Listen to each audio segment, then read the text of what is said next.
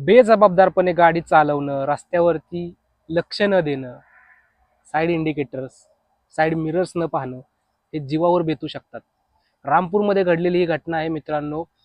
Truck अक्षरशः गाडीवरती पडून बोलेरोचा चक्काचूर झाला. बोलेरोवाल्यानं राईटच्या लेनमध्ये येऊन कदाचित त्याला युटर्न घ्यायचा असेल राईटमध्ये, आणि अचानकपणे रस्त्याच्या मध्ये आला. गाडी ट्रकला धडकली. ट्रकला धडकल्यानंतर ट्रक डिवायडरवरती चढून इम्बॅलन्स होऊन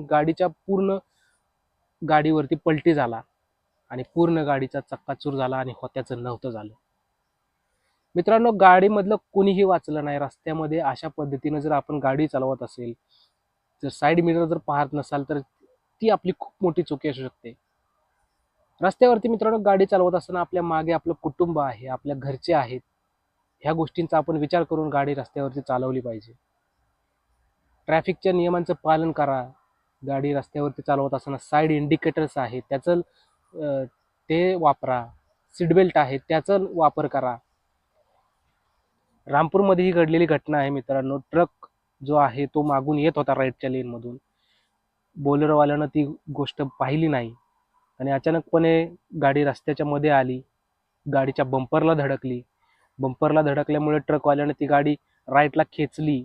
डिवायडरवरती चढल्यामुळे गाडी इम्बॅलन्स झाली. गाडीमध्ये लोड होता आणि ती पूर्णपणे गाडी त्या बोलेरोवरती पडली आणि बोलेरोचा पूर्ण चक्काचूर झाला.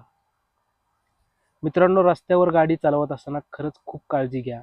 स्वतःच्या जीवाची देखील काळजी घ्या, दुसऱ्याच्या जीवाची देखील काळजी घ्या. कारण आपण रस्त्यावरती गाडी चालवत असताना आपली एक स्वतःची जबाबदारी असते की आपल्यामुळे दुसऱ्याला कोणाला इजा होऊ नये आणि आपली स्वतःची काळजी आपण घेतली पाहिजे. धन्यवाद मित्रांनो. काळजी घ्या. कार चालवत असाल तर सीटबेल्टचा वापर नक्की करा. बाईक चालवत असाल तर हेल्मेट नक्की वापरा. बाईकवाल्यांसाठी खास सूचना आहे की आपण आपल्या गाडीचे साईड मिरर्स हे काढू नका. साईड मिरर्स फक्त शोसाठी नसतात, तर त्याचा वापर देखील करा. धन्यवाद.